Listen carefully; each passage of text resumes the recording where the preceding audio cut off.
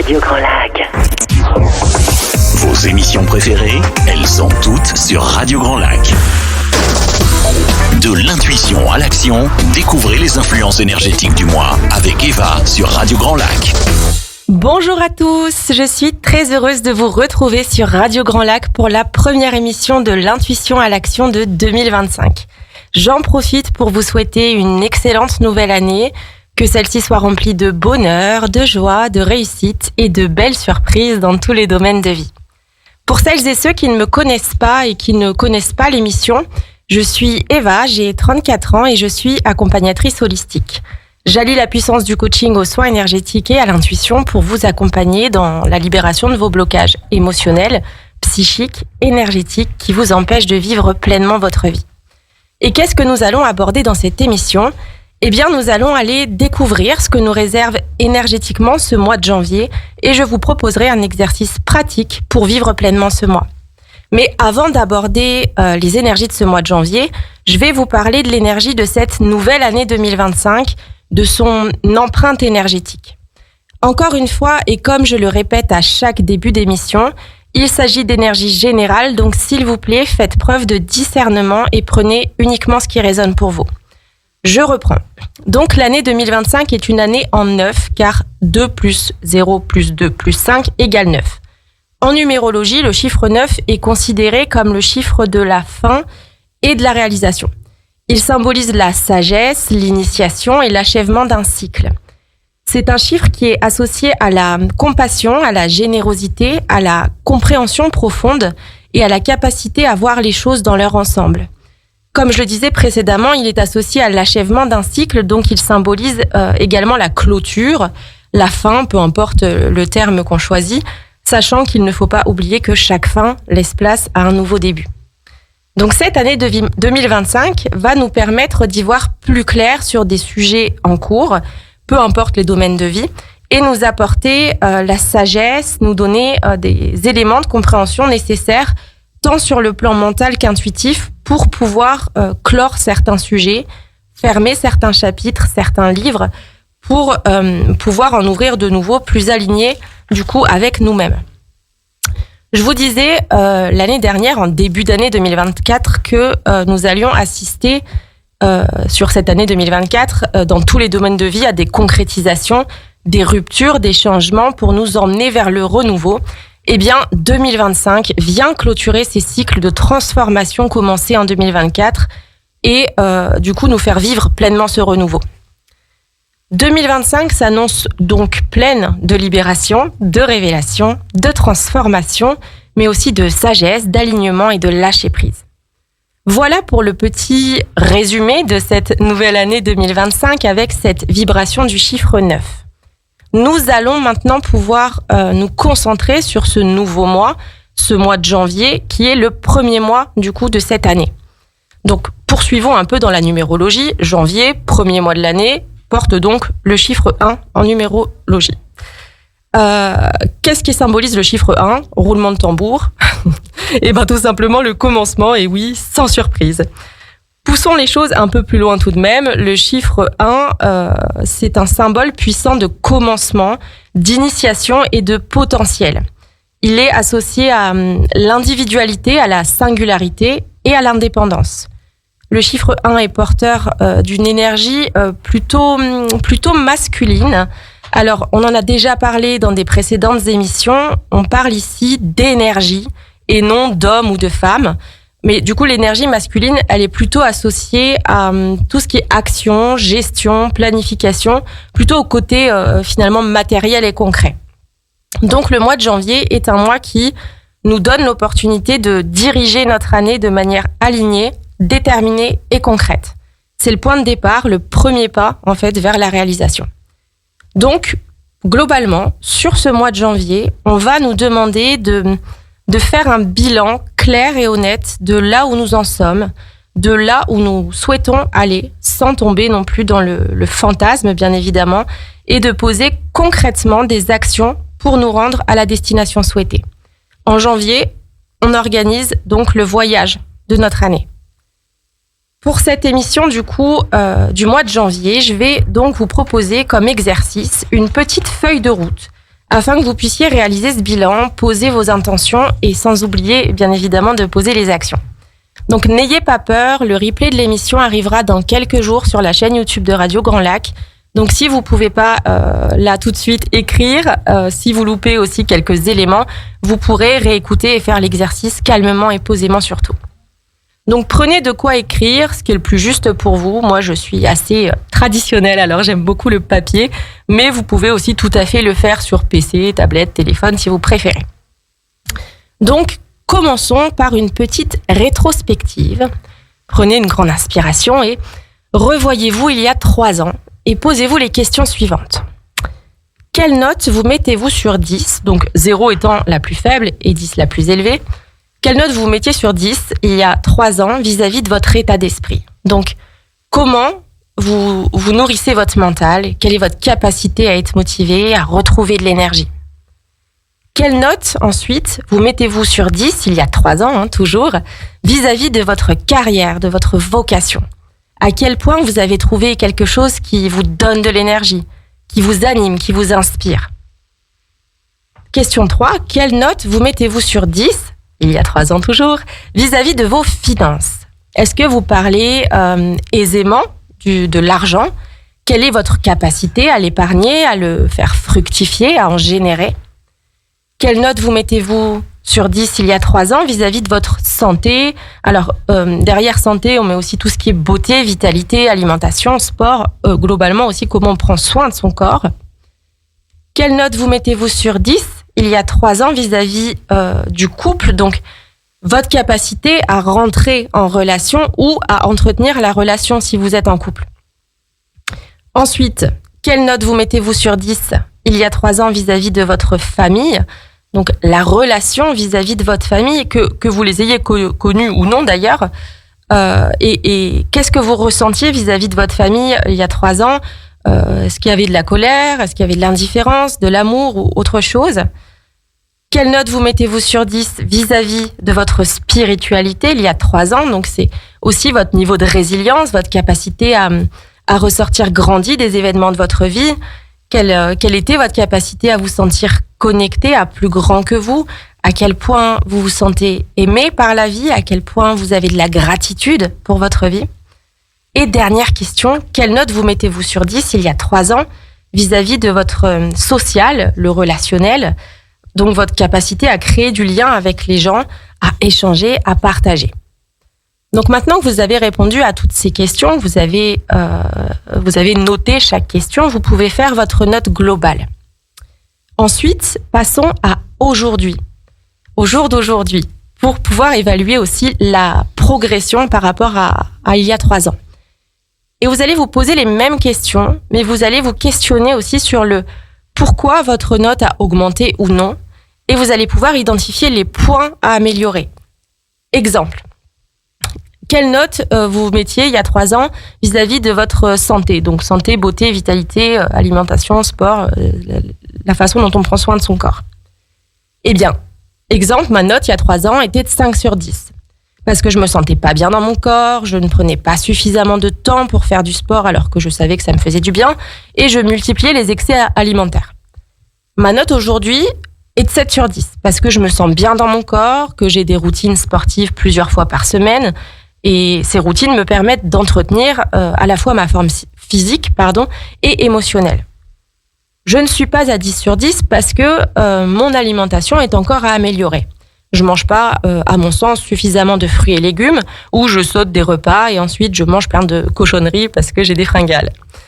Donc vous pouvez faire ça avec toutes les questions et, comme tout à l'heure, faire votre note globale. Maintenant, nous allons passer aux objectifs. Donc je vous invite à choisir 1 ou 2 domaines de vie sur lesquels vous souhaitez vous améliorer. Donc en gros, choisissez 1 ou 2 questions auxquelles vous avez répondu. Choisissez des objectifs qui sont réalisables et que vous pourrez aussi tenir sur la durée. Par exemple, si votre note est de 2 sur 10, ne vous mettez pas la pression à vouloir atteindre les 8 sur 10 sur cette année 2025. Je ne dis pas que c'est impossible, mais soyez doux avec vous et rien ne vous empêchera de refaire cet exercice en cours d'année si vos objectifs sont atteints ou à choisir de travailler sur d'autres domaines de vie. Donc, reprenons notre exemple précédent. Nous étions donc sur le domaine santé, donc beauté, vitalité, etc. Ma note, il y a 3 ans, était de 5 sur 10. Je me sentais pas bien, nanana. Ma note, aujourd'hui, est de 7 sur 10 parce que je me sens mieux dans mon corps. J'ai des routines sportives qui me permettent de me sentir bien physiquement et émotionnellement. Je sais que mon point amélioré, c'est mon alimentation, que je mange pas suffisamment de fruits et légumes et que je saute des repas et que je mange un peu trop de cochonneries. La question maintenant, c'est quelle note je veux dans un an. Allez, je souhaite me trouver à 9 sur 10. Donc je suis à 7 sur 10, je souhaite atteindre les 9 sur 10. Ok. Et il veut dire quoi ce 9 sur 10 ? Comment je le visualise ? Comment je l'imagine, mon 9 sur 10 ? Donc, on poursuit l'exemple. Je continue du coup ce que j'ai mis en place et qui m'a permis d'atteindre la note de 7 sur 10. Et pour avancer sur ces sujets-là, pour atteindre mon 9, dans ma visualisation, je prends par exemple rendez-vous avec un ou une nutritionniste pour établir un programme de rééquilibrage alimentaire qui me correspond et qui correspond à mes attentes et objectifs. Je choisis aussi de ne plus sauter de repas. Je cesse d'acheter des cochonneries que je consomme sans modération lors de mes fringales et je me concentre sur des fruits, par exemple. Par contre, dans ma visualisation, dans comment j'imagine mon 9 sur 10, je refuse de me frustrer parce que la nourriture, c'est aussi un plaisir pour moi et je m'autorise 1 ou 2 excès par semaine. Excès entre guillemets. Donc ensuite, voilà, on a notre visualisation. On va pouvoir passer à la partie mise en action. Donc, que dois-je faire ici pour atteindre mon 9 sur 10 ? Donc, me renseigner, par exemple, sur les nutritionnistes de ma ville et prendre un rendez-vous. Aller au rendez-vous, appliquer, bien évidemment, les conseils et le programme qui a été conçu pour moi. Acheter et consommer plus de fruits et moins de cochonneries. Donc, ça peut être aussi, quand je vais faire mes courses, j'évite les rayons dans lesquels je peux craquer. Pour éviter de sauter des repas, je peux tout à fait me mettre des rappels dans mon téléphone pour me rappeler de manger quelque chose, que ce soit matin et ou midi et ou soir. Je peux aussi préparer mes repas en avance afin d'avoir toujours quelque chose à manger de disponible et de pas craquer sur des cochonneries. Et je garde aussi, vu que la nourriture est un plaisir, 1 ou 2 espaces repas vides afin de me faire plaisir et de manger ce qui me donne vraiment envie et de l'apprécier pleinement. En gros, cette partie-là, c'est quelles actions je pose concrètement pour atteindre ma note souhaitée. Une fois que vous avez fait ça, prenez le temps de relire votre objectif et les actions à mener et voyez si c'est vraiment ce que vous voulez, si vous êtes vraiment prêt à vous investir dans ce processus. Si c'est le cas, alors parfait. Si c'est pas le cas, réajustez votre objectif. Bien évidemment, l'atteinte de vos objectifs va vous demander de la discipline, de la rigueur et de la persévérance afin de réaliser les actions que vous avez posées. C'est un engagement que vous prenez vis-à-vis de vous-même. Donc, si vous savez que vous avez des difficultés à tenir vos engagements envers vous-même, je vous invite à rédiger un contrat d'engagement et à l'afficher à un endroit que vous verrez tous les jours pour avoir votre piqûre de rappel au quotidien. Un vrai contrat, vous le signez, vous le datez. Donc voilà, chers auditeurs de Radio Grand Lac, ce que je vous propose comme exercice pour ce mois de janvier. Après ces nombreuses informations, je vous propose de marquer une courte pause musicale pour digérer tout ça. Et je vous retrouve juste après pour tout récapituler. 92.1, les bonnes ondes de Radio Grand Lac. De l'intuition à l'action, découvrez les influences énergétiques du mois avec Eva sur Radio Grand Lac. On se retrouve après cette courte pause pour la deuxième partie de l'émission de l'intuition à l'action. Nous avons en première partie parlé des influences énergétiques de cette année 2025 et nous avons également parlé de ce mois de janvier dont nous allons maintenant résumer les grandes lignes.